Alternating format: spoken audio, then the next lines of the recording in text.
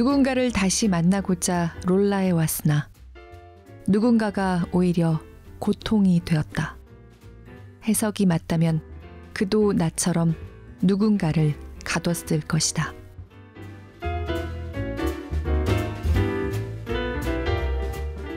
안녕하세요. 골라듣는 뉴스룸에서 함께 책 읽는 시간 북적북적입니다. 저는 권애리 기자입니다.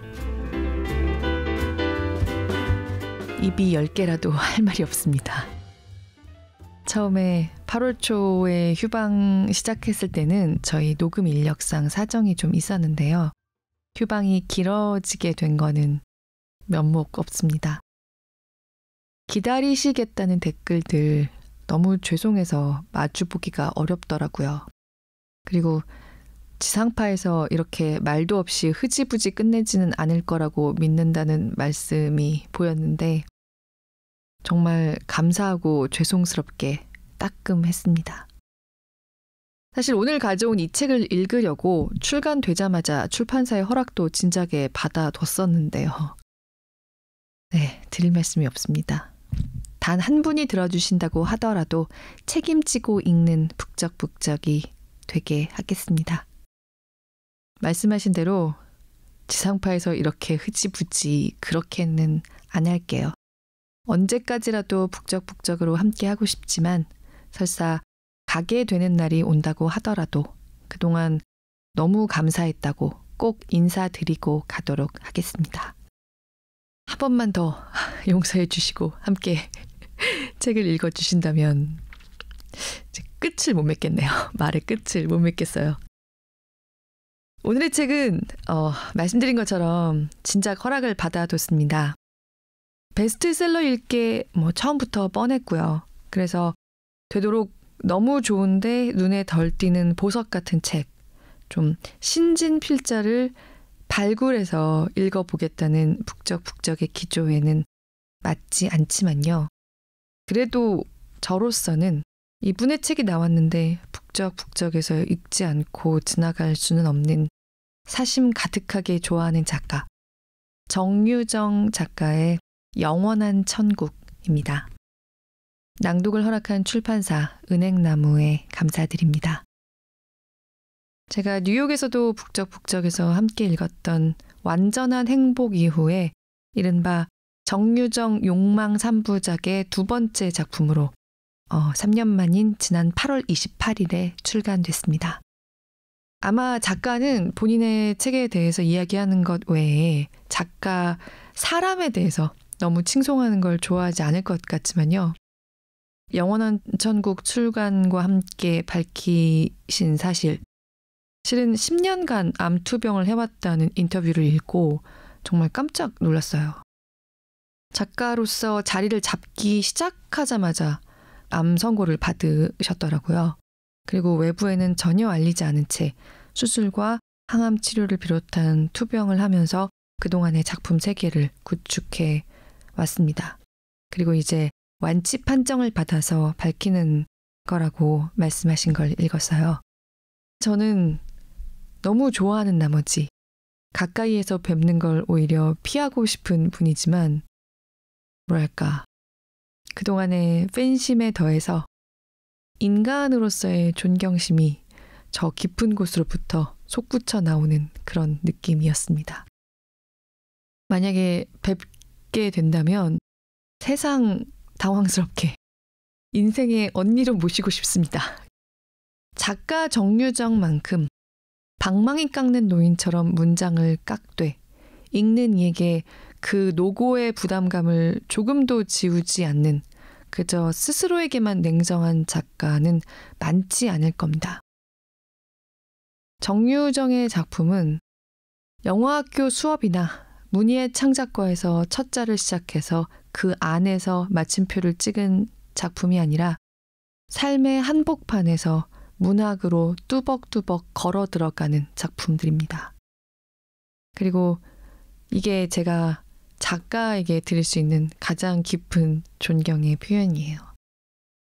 저에게 정유정의 작품 세계는 세상과 어른들로부터 보살핌받지 못하면서 성장한 유년기를 그 누구보다 강렬하게 기억하지만 본인은 덜어내고 더할 것 없이 어른으로 뚜벅뚜벅 성장한 한 인간을 연상시킵니다. 삶이 몰아대는 곤경, 삶의 시험에 그때그때 자신의 최선을 다해서 대처하면서도 그 과정에서 박히게 되는 굳은 살이 영혼에는 침투하지 않도록 진짜 전쟁에서 이겨낸 사람을 연상시켜요. 정유정 작가는 자신을 희생해서 남을 돌보는 삶으로 내던져진 인간을 누구보다 이해하는 사람이라고 생각합니다. 영원한 천국에도 그런 설정에서 시작되는 캐릭터가 있습니다. 암투병의 와중에 심신을 갈아넣는 지필 활동을 이토록 쉼없이 해올 수 있다는 게, 몸이 암세포와 싸우고 있는 와중에 구축한 작품 세계가 이토록 굵직한 힘과 긴장감을 유지했다는 게, 그리고 그 모든 시간 중에서 히말라야 등정을 하면서 농담을 던질지언정 세상에는 투병 사실을 알리지 않았다는 게 너무 멋있어서 제 가슴이 다 벅찰 지경이었어요. 3년 전에 완전한 행복을 읽으면서 제가 썼던 소개글을 막 들어오기 전에 좀 다시 봤는데요. 그때도 제가 숨 쉴 틈 없이 읽히는 강력한 문장들로 가장 연약한 사람들의 가려진 상처들을 섬세하게 대변하는 이 어른스러운 주제의식이야말로 지금 정유정 작가가 한국의 대표 소설가 중 한 사람으로서 세상에 나눠주고 있는 독보적인 소설적 가치라고 생각합니다. 이렇게 말씀을 드렸었더라고요. 근데 3년 만에 다시 좀 새롭게 표현을 해보려고 해도 제가 정유정 작가에게 역시 바치고 싶은 헌사는 이것이라서 다시 한번 끄집어내서 말해 봅니다. 반면에 작가 정유정은 했던 말을 또 하는 저와는 달리 또 새로운 것들을 시험하고 나섰습니다.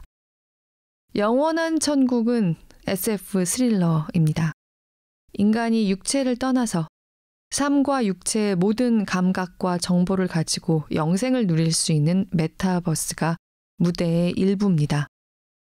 그리고 그 메타버스 이야기가 지금의 현실, 우리가 뿌리내리고 있는 여기의 삶, 그리고 우리가 잊어가고 있는 어떤 한국적인 성격들과 얼마나 긴밀하게 연결되어 있는지, 소설가 정유정이 이번 작품에서 시도한 이야기의 구조 자체가 얼마나 찰진 흡인력을 자랑하는지, 정말 이거는 처음부터 끝까지 스스로 읽지 않는 한 이 소설적 쾌감을 느낄 수가 없습니다.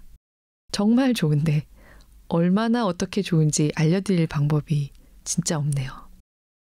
문장의 느낌도 3년 전의 완전한 행복과는 살짝 다릅니다. 경제적이고 효율적인 문장을 군더더기 없이 밀어붙이고 획 돌아서는 그 기세는 여전한데요. 그야말로 싸늘한 느낌을 줬던 완전한 행복과는 좀 다릅니다. 문장에 있어서도 안주하지 않고 새 방망이를 또 하나 대단하게 깎으셨구나. 정말 그런 생각이 들었어요. 오랜만에 돌아오는 북적북적은 사심 가득하게 읽고 싶었습니다. 그리고 더 실망하시지 않도록 저는 좀 마음에 안 드시더라도 재미있게 들으실 수 있는 작품을 하고 싶었던, 좀 안전판을 두고 싶었던 마음도 있습니다. 이 책은 잘못 읽으면 어디든지 스포일러가 될 수 있어서 서두 부분에서 골랐습니다. 이미 영원한 천국을 읽은 분들도 많겠지만 혹시 아직 읽지 않으신 분이 북적북적을 듣고 집어 드신다고 하면요. 이 책의 끝까지 가셨을 때 나중에 이 서두 부분에 얼마나 많은 복선들이 함축돼 있었는지 짜릿하게 발견하는 즐거움이 있으실 거예요. 소설 속에는 나라는 1인칭 화자가 2명 나옵니다. 제가 오늘 북적북적 시작하는 첫머리에 읽은 나는 제가 오늘 전반적으로 낭독할 나와 다른 사람입니다. 지금부터 읽을 나는 그 2명 중에 하나, 전직 물리치료사인 35살 청년 임경주입니다. 임경주는 자신이 아버지 대신 돌봐왔던 동생의 석연찮은 사망 뒤에 삼해원이라는 바닷가에 고립된 노숙자 쉼터의 보안요원으로 취직합니다. 오늘 낭독하는 대목은 임경주가 그 삼해원에 들어간 직후의 상황입니다. 요즘 날씨가 정말 좋습니다. 개천절 휴일에는 구름이 진짜 아름다웠죠. 그야말로 장엄한 아름다움을 뽐내면서 펼쳐져 있어서 한참을 올려다 봤습니다. 인스타 같은 데도 구름 사진이 진짜 많이 올라왔더라고요. 생활에 치여서 어디 일부러 찾아가서 아름다운 것들을, 마음을 고양시키는 것들을 찾아보지 못하고 있는 상황의 사람이라도 이렇게 사람을 고양시키는 스펙터클을 사실 이 세상이, 이 자연 자체가 늘 제공해 주고 있는데 그런 생각도 들었어요.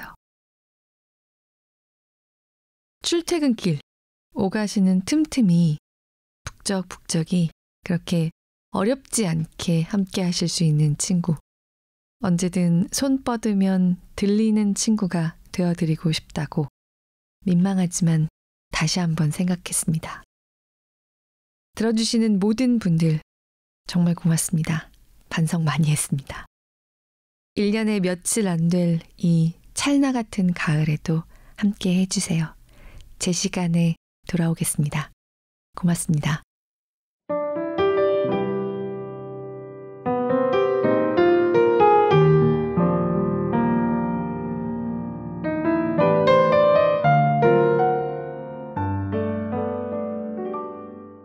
(60대) 남성이 잔혹하게 살해된 채 발견됐습니다. 비슷한 사건이 한 달 사이에 벌써 3번째 일어난 것인데요. 나는 안으로 들어서려다 멈칫했다. 사람들 사이에 제이가 끼어 앉아 있었다. 특유의 친화적 매력과 눈웃음을 현란하게 구사하면서 한 남자와 얘기를 나누는 중이었다. TV 소리 때문에 대화 내용은 들리지 않았다. 남자가 메모지에 뭔가를 적어 제이에게 건네는 것만 보였다. 호구조사 중인가 싶었다. 후발주자인 내 쪽에서 물러나는 게 맞을 듯 했다. 한 장소에서 둘이 같은 짓을 벌이는 건 모양이 좀 이상할 테니까. 자세한 내용은 용산 노숙자 텐트촌에 나가 있는 김영철 기자를 불러들여 보겠습니다. 문을 닫으려다 다시 멈칫했다. 용산이라고? 화면은 뉴스룸에서 폴리스라인이 둘러진 현장으로 전환됐다. 기자가 서 있는 곳은 나도 아는 장소였다. 쓰레기와 종이 박스가 쌓여있는 숲속 한 구석. 승주가 발견된 곳이었다. 기자가 말하길 새 사건에는 3가지 공통점이 있었다. 하나는 피해자가 노숙자라는 점이었다. 범행 장소는 각각 달랐다. 첫 희생자는 서울역 근처에서, 다른 희생자는 부산역 근처에서, 이번 희생자는 용산 텐트촌에서. 두 번째는 모두 유심이 없는 휴대전화를 지니고 있었다는 점이었다. 세 번째로 그들은 누군가가 건넨 술을 마신 후 죽음을 맞았다. 경찰은 연쇄살인이라는 쪽에 무게를 싣고 수사하고 있다고 했다. 아니, 왜 하필 우리 노숙자야? 우린 막 죽여도 되는 사람인가? 누군가가 투덜댔다. 다른 누군가가 자기 의견을 내놨다. 경찰이 헛다리 짚는 걸 수도 있지. 사람들의 눈이 다른 누군가에게 쏠렸다. 나도 다른 누군가를 눈으로 찾았다. 소파에 한쪽 다리를 세우고 앉아있는 40대 남자였다. 곰방대처럼 생긴 액상형 전자담배를 어찌나 숨차게 빨아대는지 주변 공기가 희뿌였다. 얼굴을 전체 그림으로 보기가 어려울 정도였다. 이목구비의 부분이 니코틴의 포연 위로 드러났다 가라앉았다 했다. 코가 나타나면 눈이 사라지고 입이 나타나면 코가 사라졌다. 내가 올 10월까지 용산 텐트촌에 있었잖아.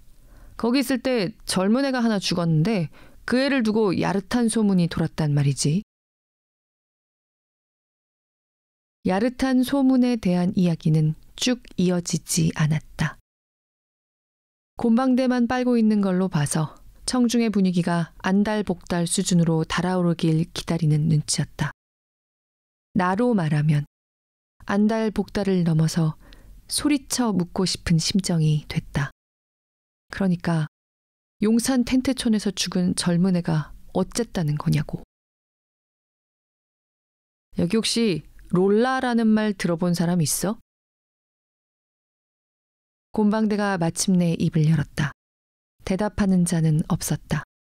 청중의 시선만 일제히 곰방대의 입에 꽂혀 있었다. 내 머릿속에선 기억이 되감겼다. 만경부동산 백 사장의 전화로 잠에서 깨어났던 아침, 텔레비전에서 흘러나오던 뉴스가 생생하게 재현됐다. 세계 최대의 IT 기업 X와 글로벌 제약회사 SG바이오가 손잡고 인류의 마지막 숙제, 죽음을 극복하는 프로젝트. 언뜻 들으면 사이비종교 교리 같은 얘긴데 말이지. 곰방대가 한 박자 말을 끊었다. 실내는 고요해졌다. 어마무시하게 돈이 많은 미국의 한 생명공학 회사가 인간이 죽지 않는 방법을 찾았다는 거야. 아니다. 죽지 않는 게 아니지. 신과 같은 능력을 가진 새로운 인종이 된다지 아마. 뭐든 가질 수 있고 뭐든 할 수 있고 뭐든 될 수 있다는데 내 생각엔 그 정도면 신과 같은 게 아니라 그냥 신이야. 아무튼 그 회사가 세계 최고의 게임 회사와 손을 잡고 신들이 거처할 세상을 만들었다 이거야. 부자도 없고 가난한 자도 없고 병든 자도 없는 세상. 모두가 평등하고 자유롭게 사는 영원한 천국. 그게 롤라야?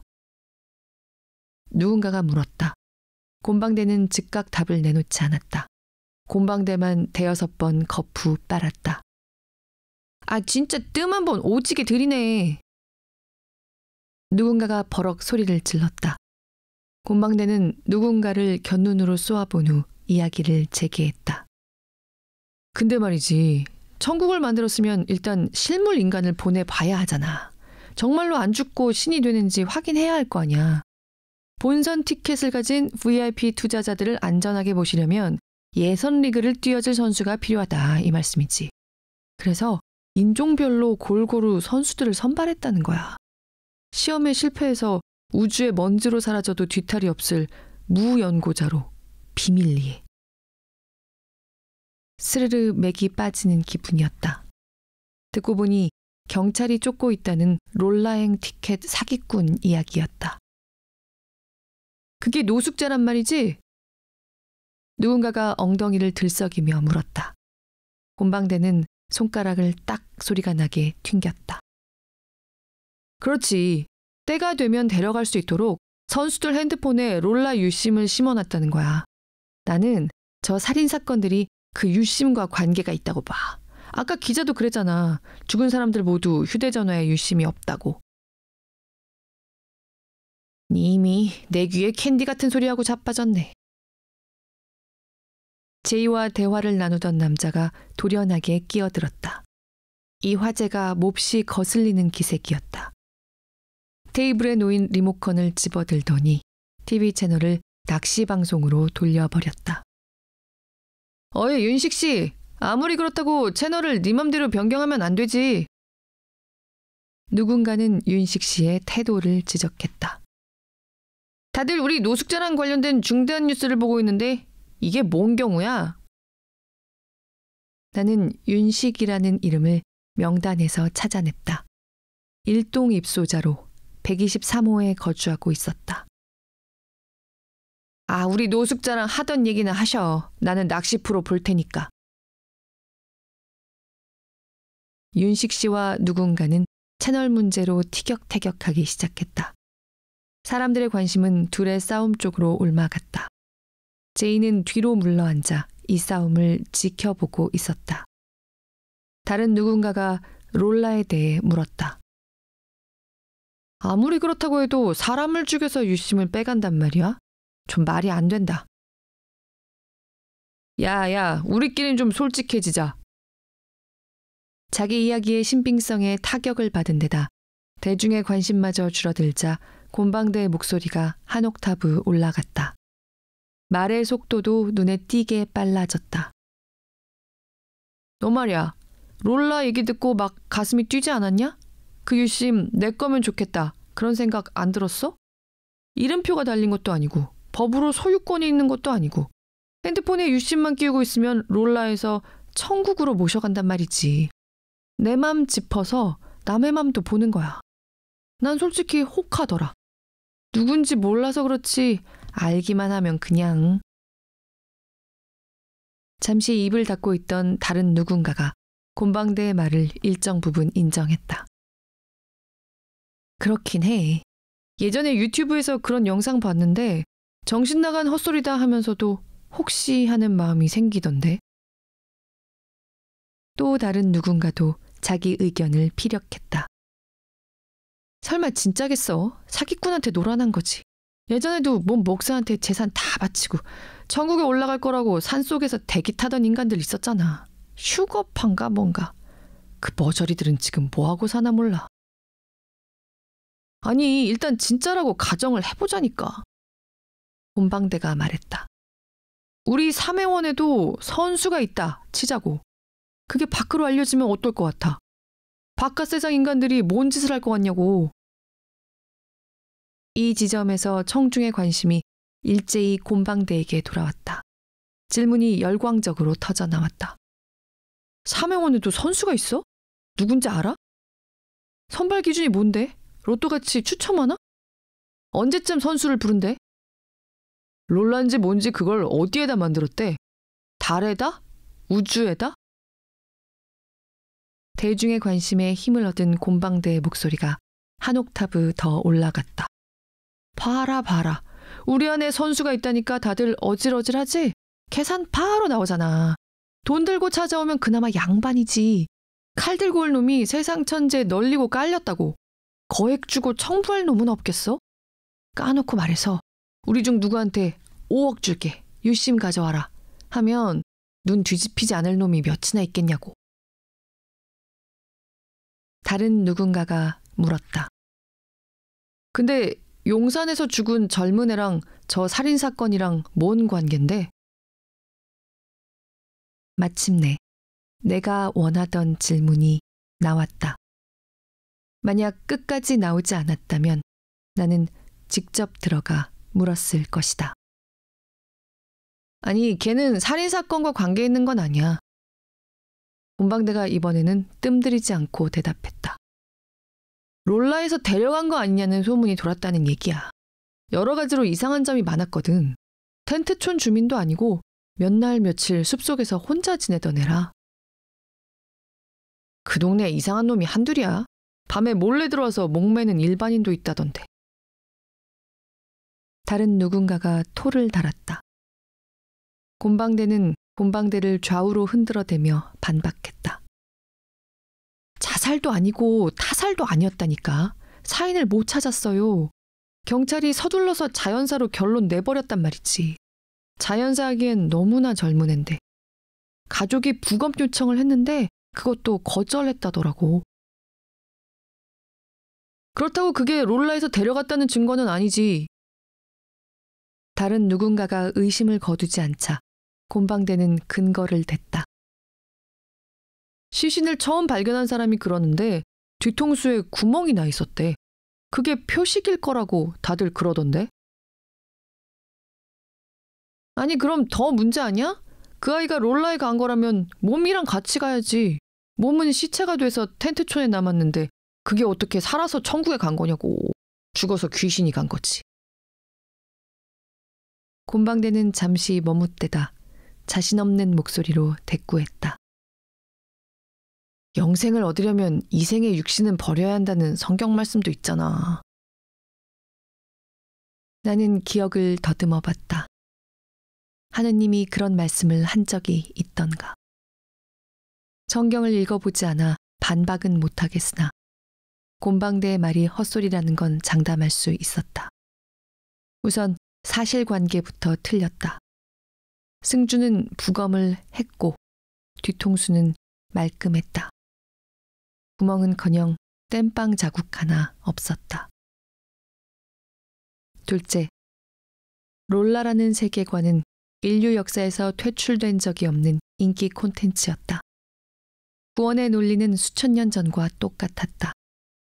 이름을 천국에서 롤라로 개명하고 교리를 21세기식으로 각색했을 뿐이었다.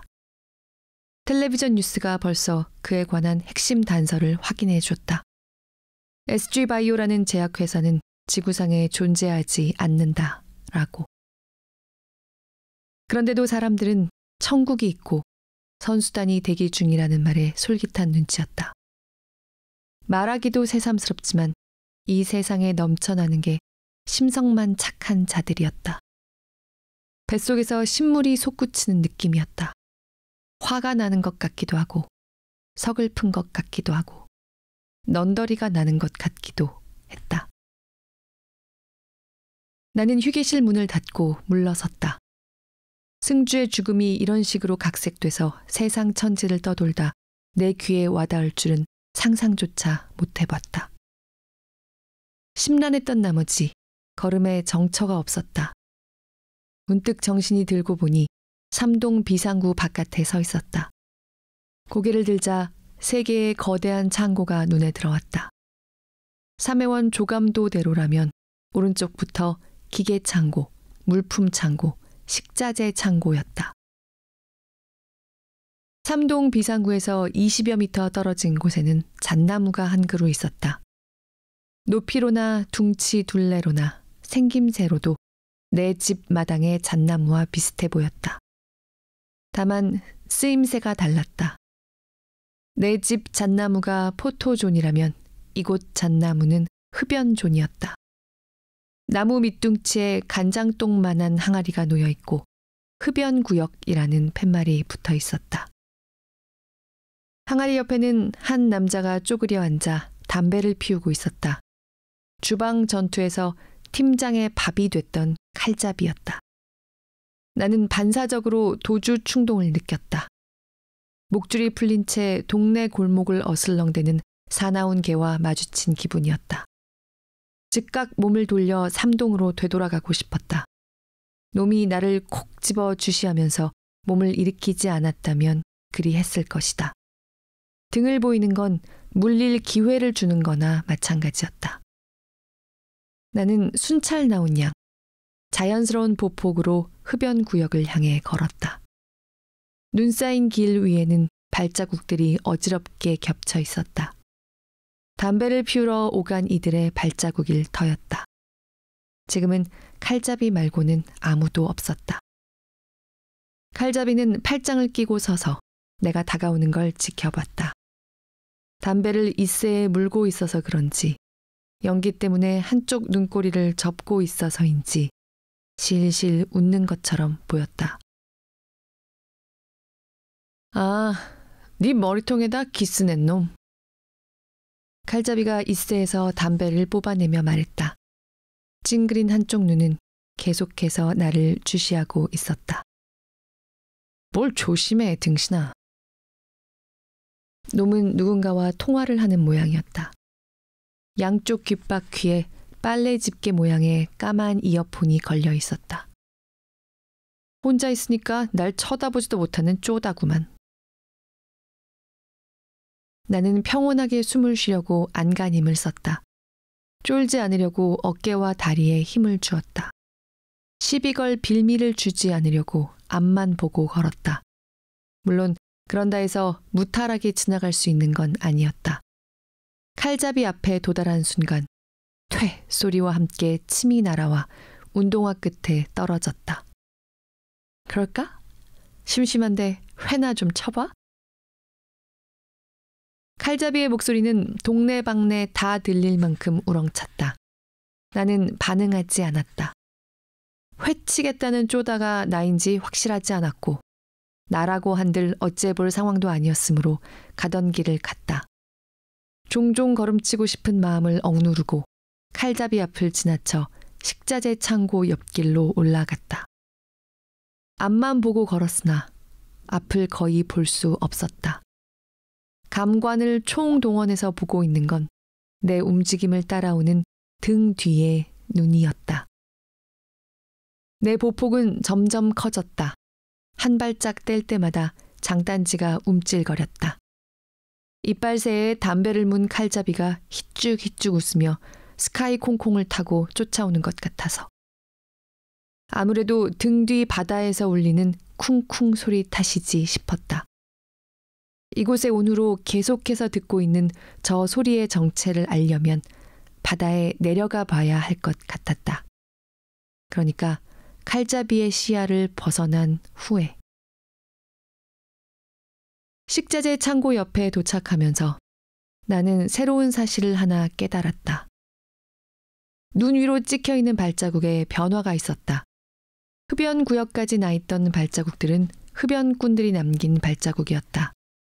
흡연 구역을 지나면서부터 발자국은 눈에 덮여서 형태가 흐릿해졌다. 눈이 그치기 전에 누군가 이 길을 걸어갔다는 추측이 가능했다. 한 사람이 아닌 여러 사람의 것이었고 모두 같은 방향으로 향하고 있었다. 불현듯 오키 씨의 말이 떠올랐다. 애동마을에서 온 놈들이에요. 삼해원에 있었던 놈들이고 이전 일도 그 놈들 짓일 겁니다. 나는 계속해서 발자국을 따라갔다. 창고 위쪽으로 쭉 올라가 숲으로 둘러싸인 언덕배기에 이르자 철망 담장이 나타났다. 담장 한쪽에는 쪽문이 있었고 주먹만한 자물쇠가 채워져 있었다. 발자국은 쪽문을 넘어 산으로 들어가는 오르막길까지 쭉 이어졌다. 그 지점에서 발자국 따라가기를 멈췄다. 더 갈 명분도 이유도 없었다. 담장을 따라 느릿느릿 움직이면서 곁눈으로 발 아래를 내려다봤다. 흡연구역이 직선으로 내려다 보였다. 칼잡이는 아직 그곳에 있었다. 내가 내려오기를 기다리는 눈치였다. 당연한 얘기지만 그 길로 돌아갈 마음은 없었다. 나는 담장을 따라 계속 걸어가서 물품 창고를 지난 다음 이동 비상구로 내려갔다. 원내로 들어서자 귀를 먹먹하게 하던 긴장과 한기가 가셨다. 귀가 열리자 피아노 연주와 노랫소리가 들리기 시작했다.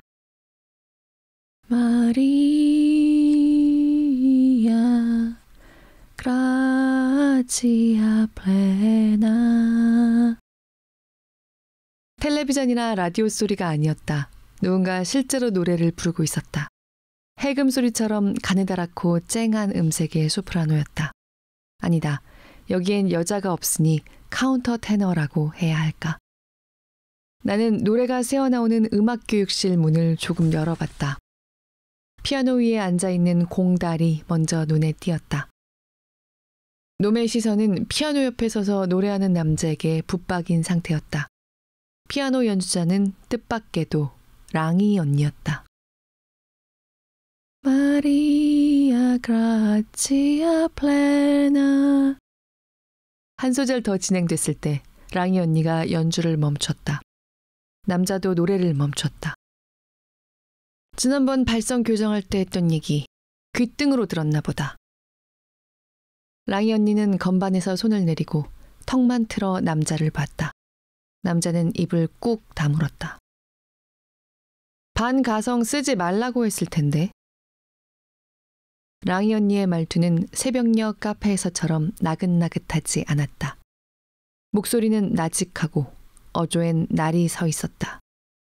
지금 그대 입에서 나온 건 노랫소리가 아니야. 귀신 소리야. 조금 의외였다. 랑이 언니가 뭘 가르친다는 건 알았으나 종목이 노래일 줄은 몰랐다. 남자의 얼굴에선 서서히 핏기가 가시고 있었다. 귀신 소리라는 말에 충격을 받은 기색이었다. 나아가 분노한 것 같았다. 남자는 눈을 찢떠 랑이 언니를 쏘아봤다. 제가 배운 바가 없어서 그런데 선생님께서 몸소 그 노랫소리 좀 들려주세요. 랑이 언니는 말없이 남자를 마주보다 건반에 손을 올렸다. 전주가 끝나면서 노래가 시작됐다. 아베 마리아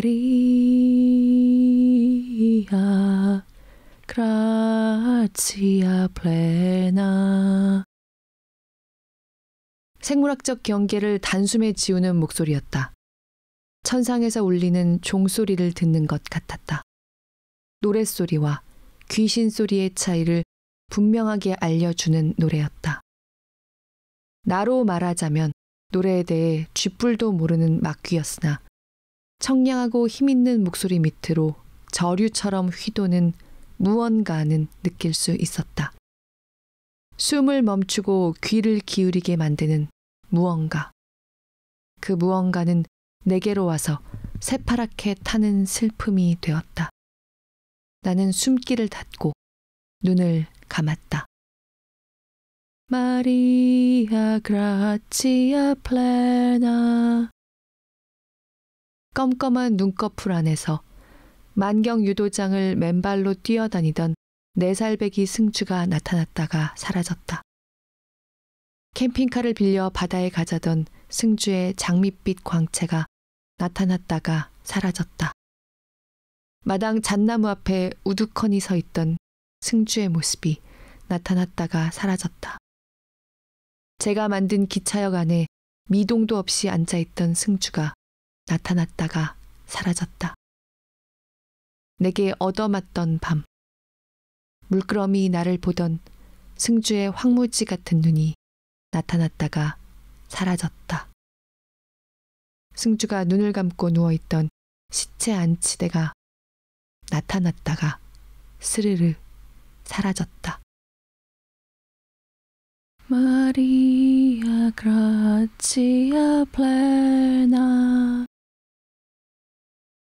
혀 밑에 시디신 침이 고이고 있었다. 뜨겁고 아픈 덩어리가 식도를 비집고 올라왔다. 목젖이 조여들고 뜨뜻한 물기가 속눈썹 뿌리까지 차올랐다. 더 듣고 있다가는 물색 없이 눈물을 쏟을 것 같아 허둥지둥 눈을 떴다. 뜨자마자 공달과 시선이 딱 마주쳤다. 놈은 눈알을 사악하게 번뜩이더니 목을 쭉 뽑아 올리고 소리 질렀다. 꺼져! 그렇지 않아도 꺼질 참이었다. 놈이 소리만 지르지 않았다면 감쪽같이 꺼졌을 것이다.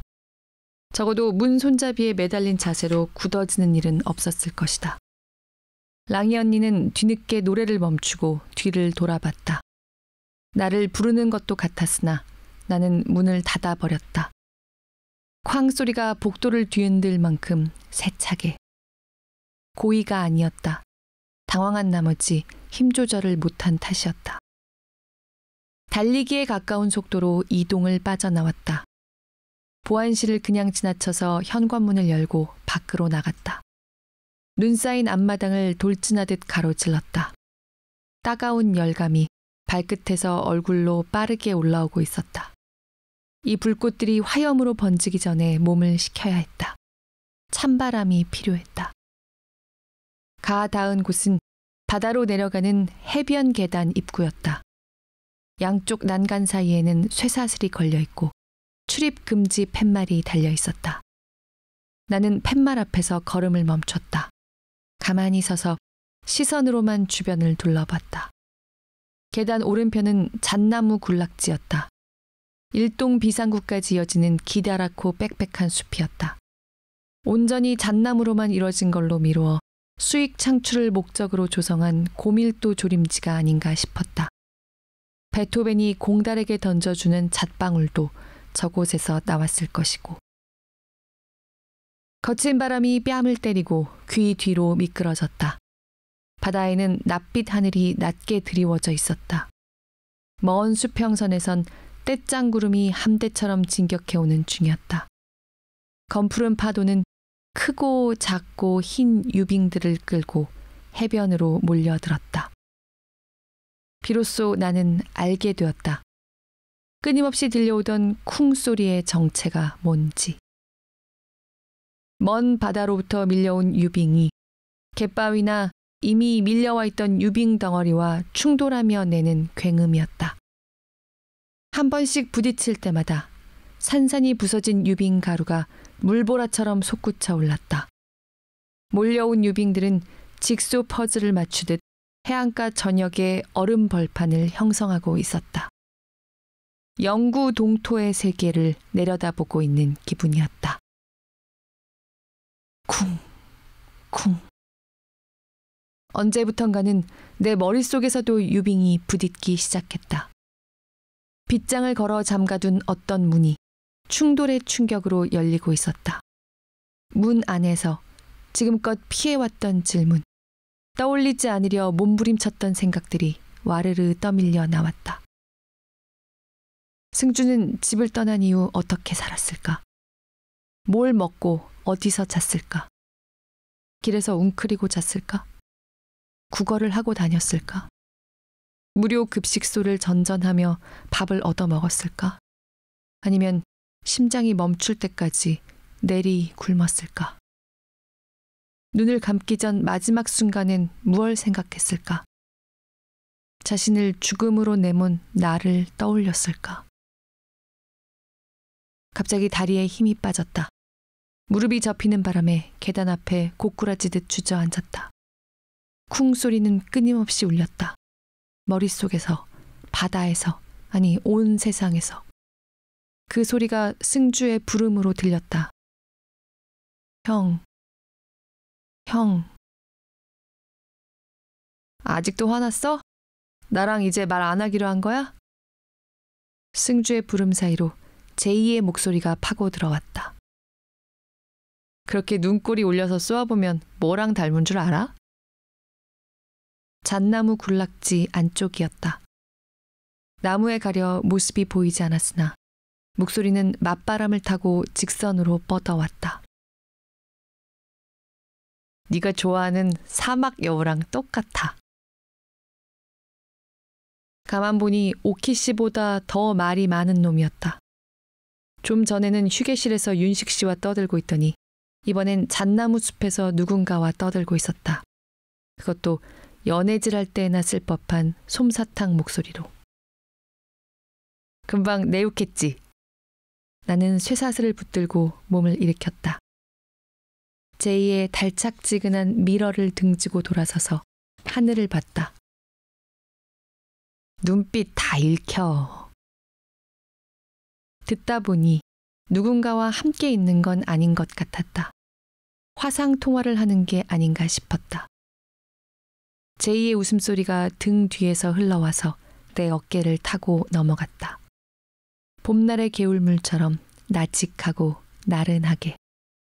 문득 제이의 노트북 화면에서 시원스럽게 웃고 있던 여자가 떠올랐다. 거기 11시쯤 됐지? 여긴 아직 새벽이야. 나도 모르게 손목시계를 봤다. 여기가 11시였다. 이제 일어나 씻어야지. 나는 다음 행동을 결정하지 못해 시계만 들여다보고 있었다. 제이의 사생활을 존중해 삼해원으로 돌아갈지, 내 감정을 존중해 바다로 내려갈지. 참, 당분간 전화 못할지도 몰라. 여기 상황이 그래. 또 제이의 말에 귀가 팔렸다. 여기 상황이 어떻다는 건지 궁금했다. 전화기만 있으면 얼마든지 연락할 수 있는데 혹시 그새 내가 모르는 상황이라도 생겨난 걸까?